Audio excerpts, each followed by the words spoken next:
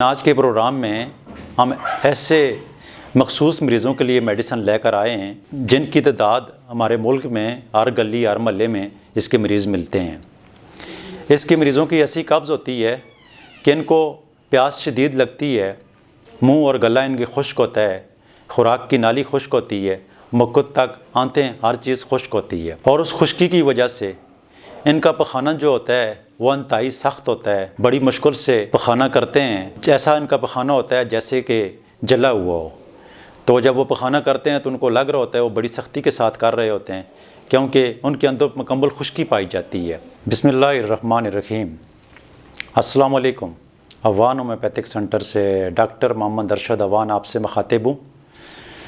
آج کا ہمارا جو پروگرام ہے اور جو آپ کے لیے ہم میڈیسن لے کر آئے ہیں وہ کانسٹیپیشن یعنی قبض کے حوالے سے۔ ایسے مریضوں کے لیے غذا میں تو آپ احتیاطی طور کے اوپر پانی کا استعمال ویسے بھی اس کے مریض زیادہ استعمال کرتے ہیں، اور کانسٹیپیشن کے مریض کو پانی کا استعمال زیادہ کرنا چاہیے۔ قبض کے مریض کی آنتیں تو ویسے بھی خشک ہوتی ہیں، لیکن یہ میڈیسن جو میں آج کے اس پروگرام میں آپ کو بتا رہا ہوں تو اس کے استعمال کرنے سے نہ صرف آپ کی آنتوں کے اندر جو خشکی ہے وہ ٹھیک ہوگی، بلکہ یہ جو آپ کی قبض ہوتی ہے، جو آپ کا پخانہ سخت ہوتا ہے اور ایسا ہوتا ہے کہ جیسے وہ پخانہ جلا ہوا ہے، تو یہ پراپر طریقے سے آپ کا پخانہ ٹھیک ہو جائے گا۔ ڈائجسٹیو سسٹم جو ہے یہ بالکل ٹھیک ہو کر آپ کی قبض سے مستقل طور پر جان چھوٹ جائے گی۔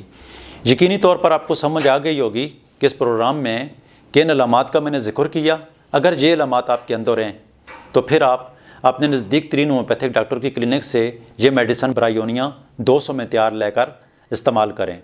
یاد رکھیں کہ یہ ہم صرف آپ کی فلاح کے لیے، آپ کی آسانی کے لیے آپ کو اپنے پروگرام میں یہ میڈیسن کی آگاہی دے رہے ہیں۔ یہ آپ کو دنیا کے ہر کونے سے، ہر اچھے ہومیوپیتھ سٹور سے مل جائے گی، لیکن بیسٹ طریقہ اس کا یہ ہے کہ آپ ہومیوپیتھک ڈاکٹر کی کلینک میں جا کر اس میڈیسن کو تیار کروا کر، خواہ وہ آپ کو میٹھی گولیوں کے اوپر ڈال کر دیتا ہے یا ڈسٹل واٹر میں، یا جس طریقے سے بھی ڈائلوٹ کر کے دیتا ہے، اسی انداز سے اس میڈیسن کا استعمال کریں۔ دن میں ایک ہی دفعہ استعمال کرنا ہے۔ یہ مسلسل 1، 2، 3 مہینے تک آپ اس کو جاری رکھ سکتے ہیں۔ جیسے ہی آپ ٹھیک ہو جائیں تو پھر اس دوائی کو بند کر دیں۔ پروگرام سننے کا، دیکھنے کا بہت شکریہ۔ دعاؤں میں یاد رکھنا۔ اللہ حافظ۔